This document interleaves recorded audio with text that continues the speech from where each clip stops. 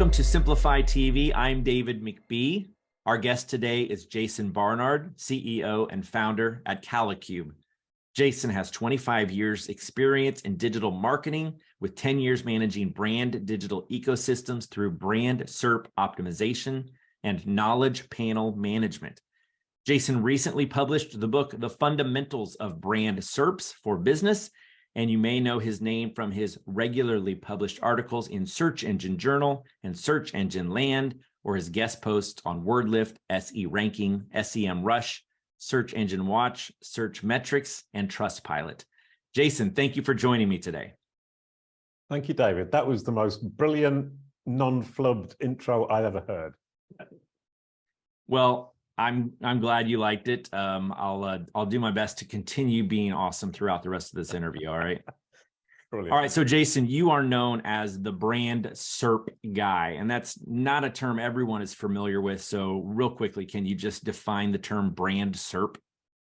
Right. Great question. I always forget that I coined the term 12 years ago. Nobody knows what it means. And I should always explain it right at the beginning of every single time I do a show or I write an article. Brand SERP, S-E-R-P, is the search engine results page for your brand name or your personal name.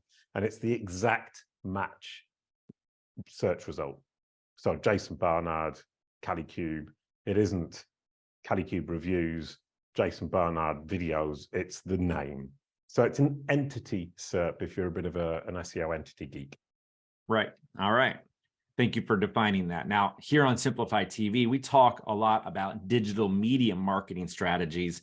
And some of our listeners may be wondering what their brand SERP has to do with that. So I actually think you're the perfect guest because, in my opinion, a great marketing campaign that leverages targeting, reach, frequency, all those things, it gets prospects to look for a business by their name. So can you speak to the elements of a good brand SERP result and your opinion on how that ties into the way a business advertises their brand? Right. Well, I mean, you've pretty much nailed it. Businesses make an awful lot of effort to get their name in front of their prospects, their audience. And that name in front of their audience will then incite or encourage their audience to Google the name, and then they don't think about what appears. And that's your Google business card. That's the moment where somebody is navigating to your website, you hope, but they're also researching you. They're seeing what Google thinks about you.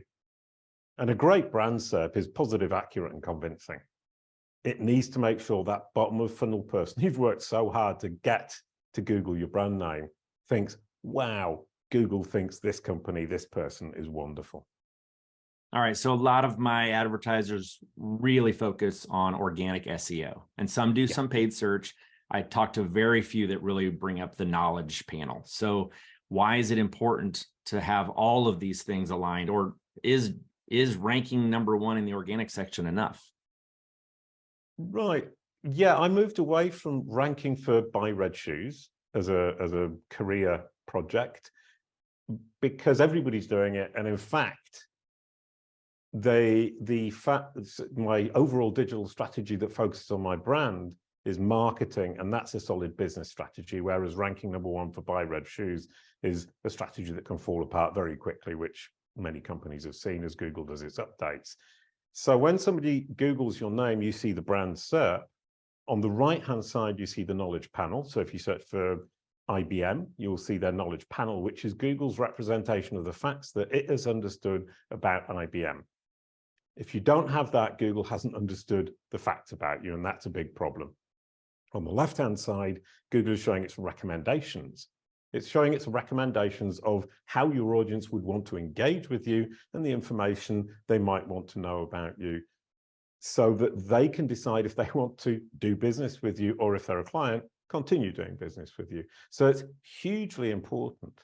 And the next answer to the question you half asked is, why is it so important to the overall strategy? And the answer is because Google is reflecting back at you what it thinks the world thinks about you, what the world thinks about your digital marketing strategy.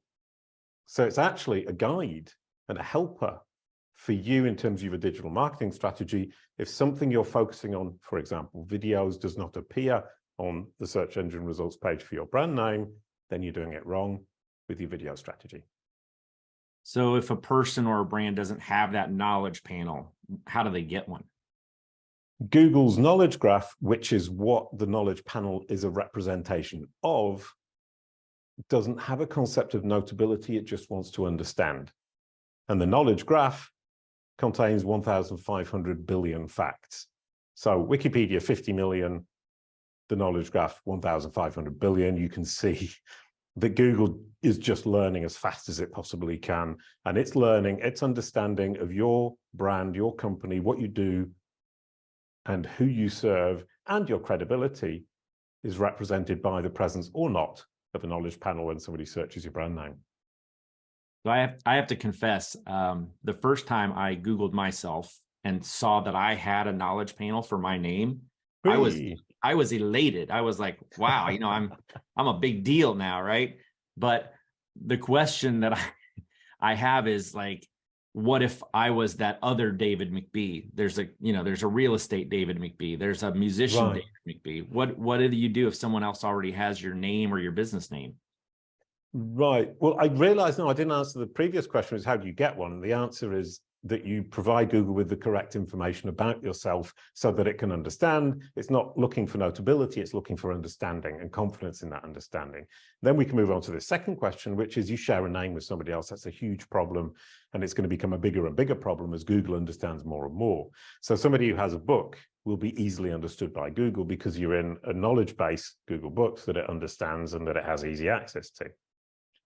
For the other David, I will always get stuck with the fact that they're not in a known knowledge base. So David McBee, what was he, a real estate agent? Real estate agent, and there's a musician, and there is actually another author, but it's a really niche book that's pretty random. Right. They would all have an opportunity to build a knowledge panel. So we'll take the least probable, which is the real estate agent. You simply need to identify what we call an entity home, which is one page that represents your entity. You present the facts about yourself on that entity home, and then you link out to all of the corroborative sources that prove what you're saying on third-party sites, and you get them to link back to you. And a lot of the basic time, classic SEO, right? yeah, I mean, it's not rocket science. It really isn't. And if you can make that whole thing corroborate, then Google will give you a knowledge panel. It will exist somewhere in Google's brain. That's what we built Kalicube Pro, which is a SaaS platform for agencies to do, is that it takes this, not rocket science, and makes it simple, efficient, and effective. So it's not a question of if we can get a knowledge panel, it's a question of how long it takes. And the agencies who use Kalicube Pro, same thing, simply a question of going through the process. And then you have the question is, why does Google show the knowledge panel? And generally speaking, it's looking for the geo-relevancy and it's looking for the probability, which depends on geo-relevancy and search volume, and their notability does come into play. So it might have a knowledge panel for the David McBee, who is a musician, who is an author, and who is a real estate agent, but it doesn't show them because either it's not confident, or it doesn't have enough information, or it's not geo-relevant. And then we come into a whole realm, which is entity dominance, which is the dominant entity. And that's huge, huge barrel of fish that if we dive into it, will be 10 hours, not 10 minutes. And we are getting close to our 10 minutes. So I want to ask you about AI. Well, we talked before we started recording about AI's role in all of this. So as quickly as you can, share that opinion with me. Right. I was sitting on a bus going to Milan, 14 hours sitting thinking, and I suddenly realized generative AI, what Bing Chat are doing and what Google are doing with their generative AI on search is dynamic knowledge panels. They're creating dynamic knowledge represented in the same way a knowledge panel is and created in the same way a knowledge panel is on the fly. So if you can manage your own knowledge panel, you can start to manage generative AI in search. Simple. That's awesome. So you're the guy that people need to call when AI starts messing with their SERP results. Okay, perfect. Exactly. And I built the platform 8 years ago just for knowledge panels. And it turns out 2023, 8 years later, it's right at the heart of generative AI in search. And I'm so happy. And I'm super overexcited like a child. As my daughter likes to say, if you want flowers tomorrow, you got to plant seeds today. It sounds like you planted them 8 years ago. Yep. Your daughter's super wise. All right, one final question. Do you have a mentor or a favorite podcast or a book that you feel has helped you become really successful?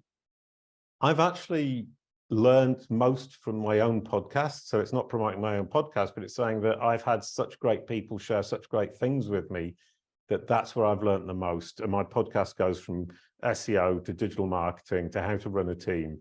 And I can count, I've 250 episodes. I probably apply something from each and every one of them. I feel you, brother. I feel the same way about this show. Brilliant. Oh, so I've got 250 mentors. I love it. I love it. Well, what's the name of your podcast for people who want to check it out? Branded Search and Beyond, dun, dun, dun, dun, dun, dun, with Jason Barnard. And said with quite a bit of flair. Jason, thank you very much for joining me on Simplify TV today. I appreciate you. Brilliant. Thank you so much, David. That was brilliant. Simplify TV is sponsored by Simplify, helping you to maximize relevance and multiply results with our industry-leading media buying and workflow solutions. For more information, visit simply.fi. Thanks for joining us today. I'm David McBee. Be awesome, and I'll see you next time.